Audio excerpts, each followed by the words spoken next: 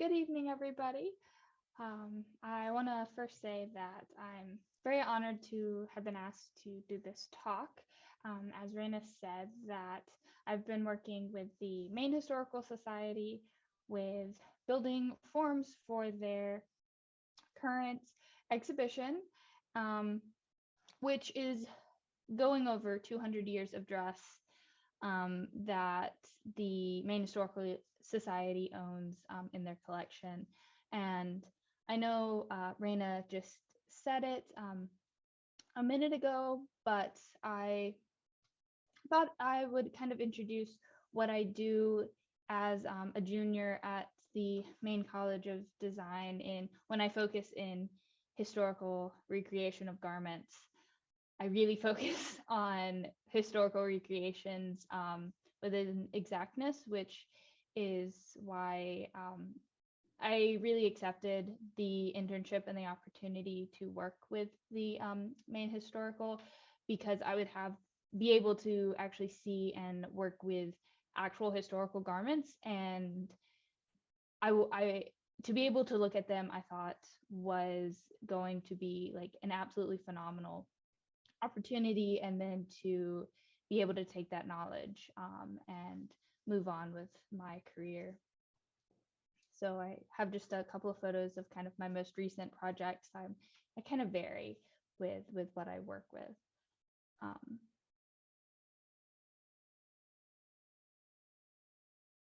and then so a little introduction for those of you who haven't been able to or might not be able to make it to the Northern Threads 2 Centuries of Dress at Maine Historical Society.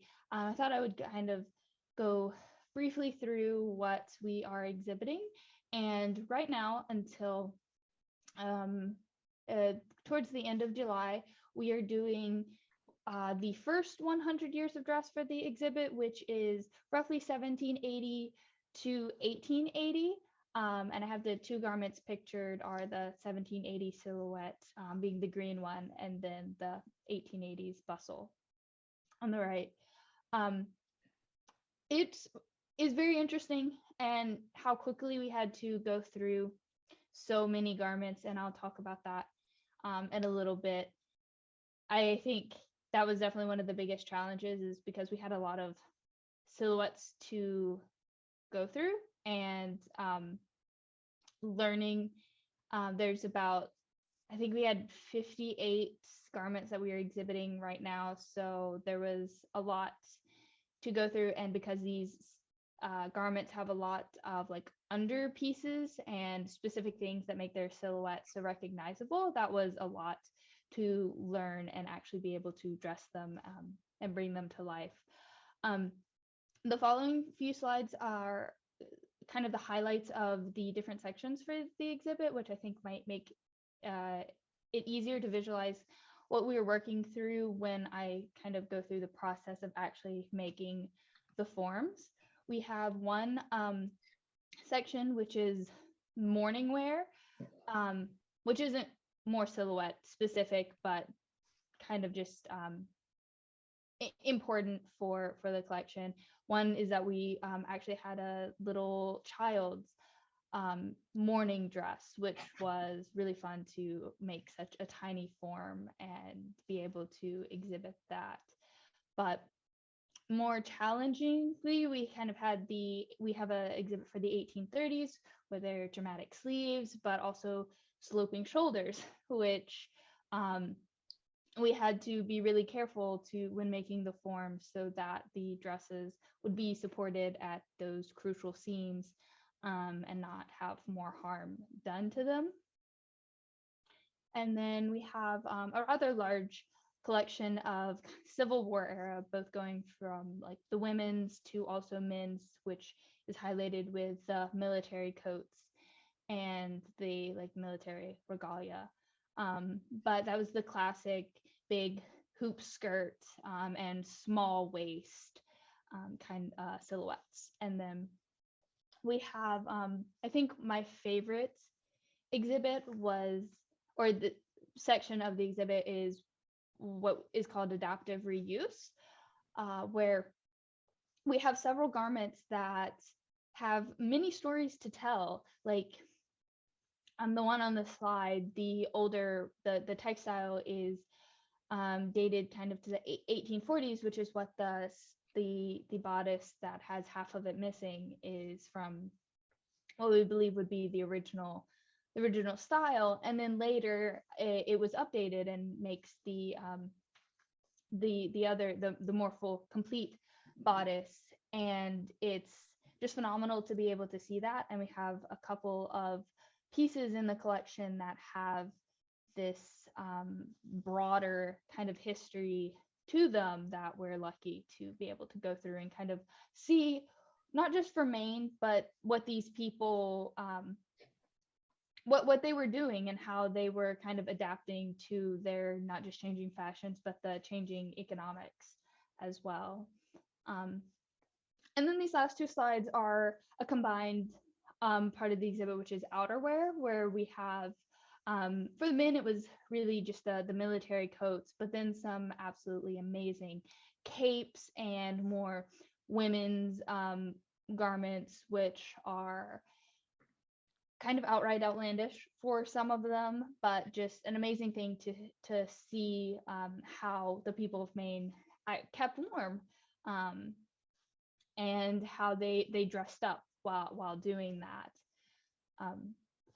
And then the other part of the outerwear was, or is, the hats, which more specifically the bonnets, and we actually made the head forms for them as well, so exhibiting. And there's also a veil that we have, which was a lot of fun.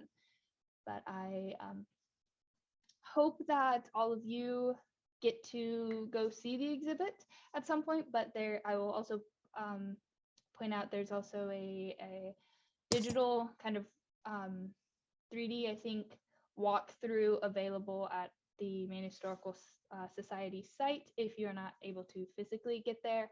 And then also in August, we will be turning over the exhibit and showing the next 100 years of history, which is like 1890 to 1980. And we're actually currently working on that right now, making the new forms. And it's a bigger exhibit, but the silhouettes, I will kind of spoiler, are getting a lot easier because we're moving into a more modern body. So you'll kind of see when I go through the rest. But the whole experience for this was nothing that I thought. Since I was asked to do this talk, I was trying to think, how do I describe making body forms? Because that is what I was doing for the most part. And then I later had the opportunity to actually be working with the exhibit and dressing these garments in this space for other people to see. But primarily I was in the Maine Historical's warehouse with all of these old garments and trying to build them from the inside out in a way that was, one, safe, and also would showcase them in their best abilities. Part of one of the hopes when I was hired to work with this exhibit was to make these forms kind of reusable. We used this material called Phosphates, which is a plastic textile. It's like a plastic felt, and it actually works a lot like wool felt in the way that when you apply heat, like we use steam, it shrinks and hardens, which is what actually makes the form. We take this material, stitching it in a couple places, and then just steaming it a lot against this hard, or the selected hard form. And that is in the very basic sense, how we get this body. I had never worked with this material before, and I was very lucky that my boss kind of let me run with it. She was about as inexperienced as I was, so it was very hands-on learning for the both of us, and it having a a background in some of these silhouettes, I think was very helpful. But there is a big difference from knowing how to construct a garment and put it on a body, and then there is learning how to fill out an already made garment with a body. Um, so there was a lot of back and forth of picking it all started with picking a garment and then finding a form that would fit it. And in this case, we were working with this absolutely wonderful West Point jacket. And this was actually the first form that I worked on. And I worked on it because it was a very sturdy garment.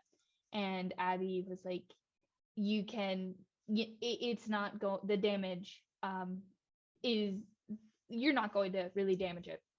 So I could put it on multiple forms and I would be able to kind of see, okay, what fills this out best? What do we want to like use as our base? And then when we got the base on, putting it on, seeing if we had to like do any alterations. But like for this West Point jacket, we had this very basic male silhouette. And as I mentioned, for the 1830s garments, one of our biggest things actually kind of through the whole exhibit was making sure that these mannequins supported the garments in the right places, and most specifically the shoulders. So making sure that there was enough shoulder there and that it had a good shape to it, that the seams of the garment wouldn't be under any stress that they didn't need to be. So in this instance, for this jacket, we had to add a little more structure to the shoulder area to actually make it there. And we just used tissue paper and taped it in place and then forming the fa shape over it. And for a lot of these forms, it was as simple as 3 seams. There was the like 2 side seams and then a back seam. And I would form I would use the fa shape, form it, do the stitching, and then I would actually turn it inside out, put it back on the form, and apply the seam.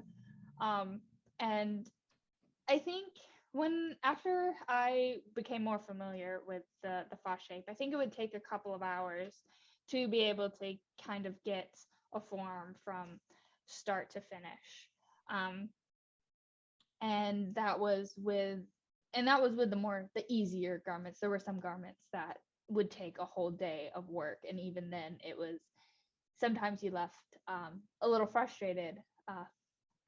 But after going back with the forms, after I would have them steamed, I would leave the back seam open. That is how I would get the fa shape on and off of the hard form. And after it was steamed, I would then be able to sew that up and have an enclosed form that I would then put the garment on, and it was time for padding it out. That was used quite a lot for this part of the exhibit because none of our forms weren't made for these older silhouettes. So we worked with the ones that had a good shoulder or had a waist that we could fit or would only had to do a little manipulation to.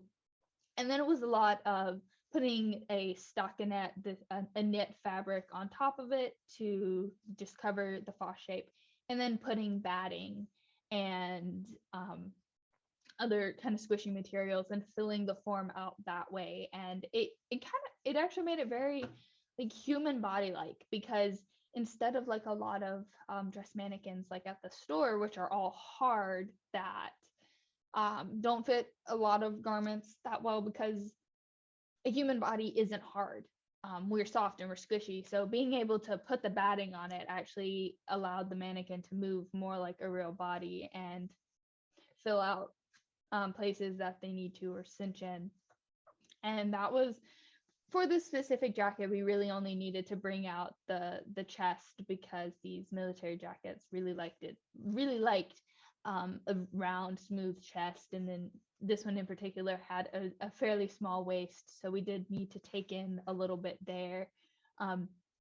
But it was a pretty easy, and most of the men's garments were pretty simple to work with.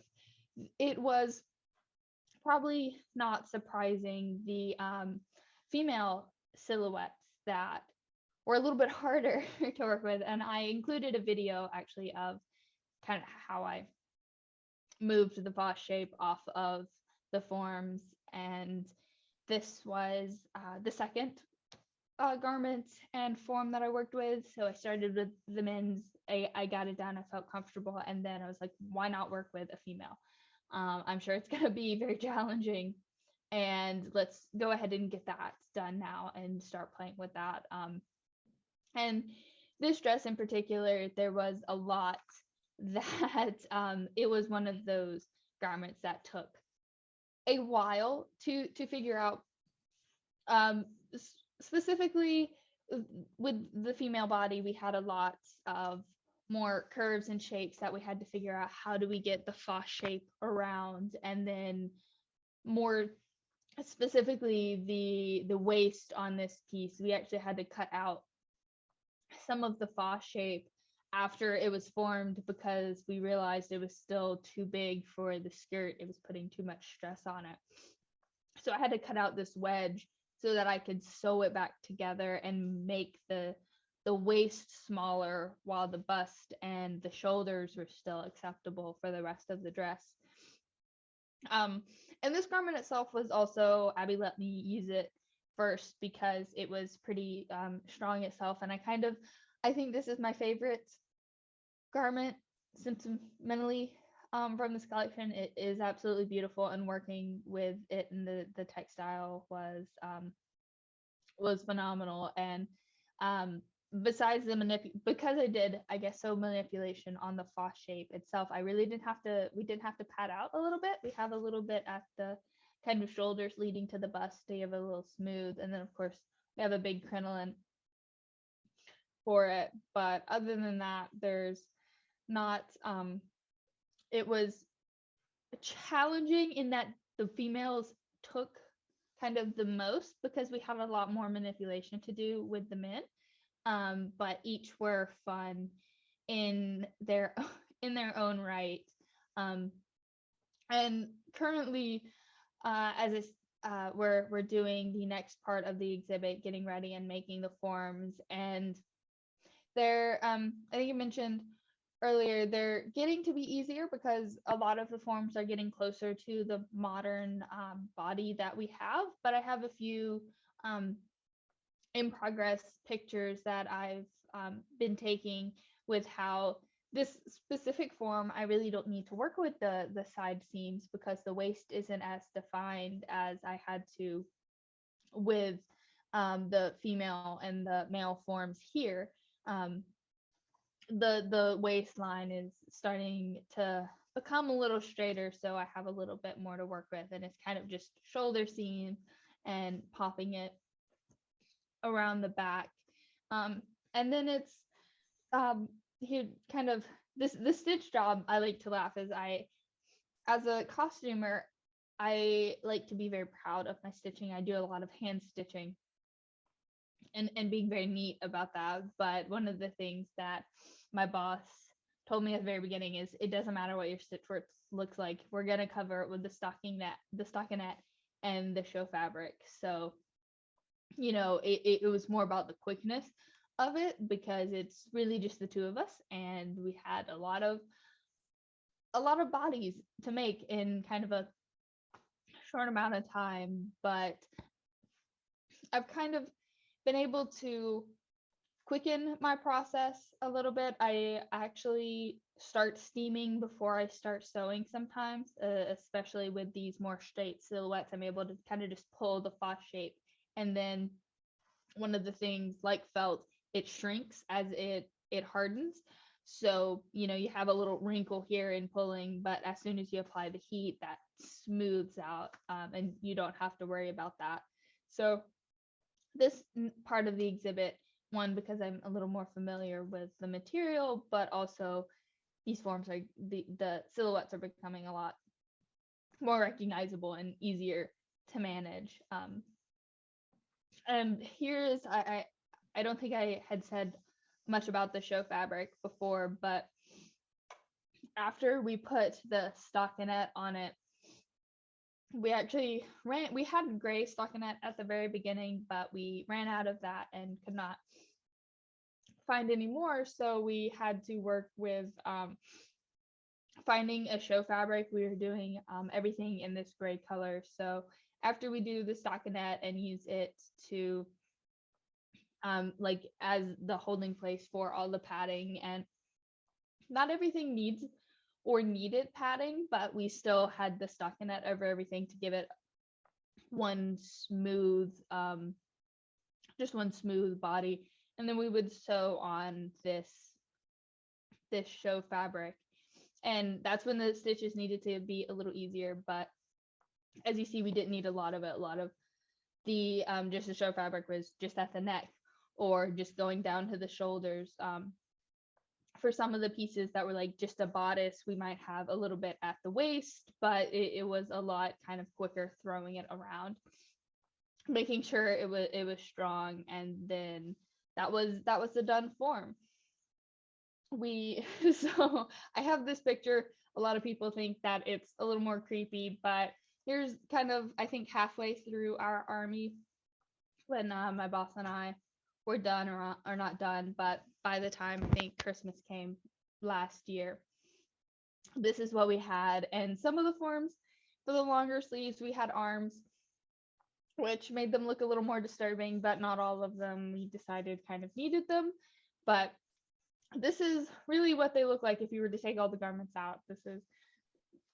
This is what they are. And then so after, we had to open in March, so most of February and like the end of January, we were actually moving everything from the warehouse that they had to downtown Portland on Congress Street, and it was starting to dress these forms. And I wasn't sure I would be able to be a part of this, but I was very lucky that they were like, yes, all hands on deck. And I transferred over here, and we were able to start dressing and seeing how some of the bodies, we realized when we started dressing and they were in new light and they were on like sturdier stands. It's like, oh, we need to like repad this, or we had different lighting in the warehouse, and some of the gray show fabric really could be seen through some of the garments, so we had to take it off and recut it, and so that it was like only around this certain area and it wouldn't like discolor the whole thing. And actually, the form that is closest kind of to the camera with all of the ruffly fabric is the form for the electric blue dress that I just showed. And you can kind of see in the front and on the sides where I had to take the extra alterations and really bring that waist in without altering the bust and the shoulders. And then there was also getting the hoop skirts and the extra kind of petticoats and the things that take up a lot of space, and to really help these garments be as they should and as they would in their heyday.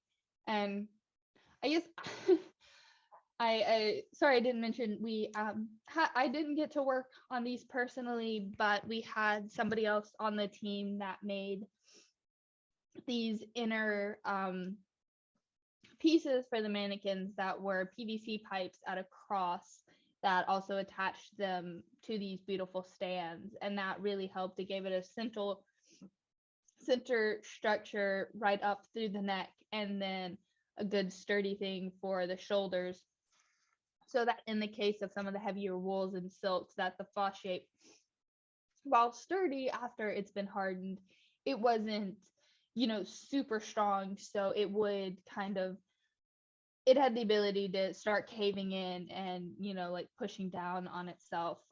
But this cross that we had keeps them really strong, and that's where most of the weight is pulled down, and the faw shape just really fills out the form. Uh, this specific picture is part of the sequence, um, silhouettes in sequence, um, and where we have pretty much one garment for representing every decade that we have in the show, and it's really awesome in showing how quickly and how drastically these garments change in the course of 100 years. And there's a lot more in the new exhibit. But yeah, and then I wanted to mention, because I also had the opportunity for this exhibit to make a historical corset, and you can see we have the whole bustle era for this part of the exhibit. We thought it's kind of hard to explain it when you have all of these amazing, like, wonderful dresses, but you don't get to see what's underneath them. And the corset and the bustle cage are very important for this this era. So the cage is a part of the collection of Maine Historical, but they let me be the costumer and the historical the historical maker that I am, and I was able to make this corset and have it on display and show how these garments are what's underneath them and what makes them possible. And that, I think, really really is all. Some of the things that I've been working on, and kind of the smaller things that aren't as big as making a body, is like we have some shoe kind of inserts that where there's going to be a small miniature exhibit in the Longfellow house that a couple things in. So I got to make like the display or the rest for the fan, as well as covering the inserts for the shoes. And it's just been fantastic learning all of these things and working with all of these materials. And that concludes my just straightforward talk. So I guess I'll open it up for questions and anything that else you might like to talk about.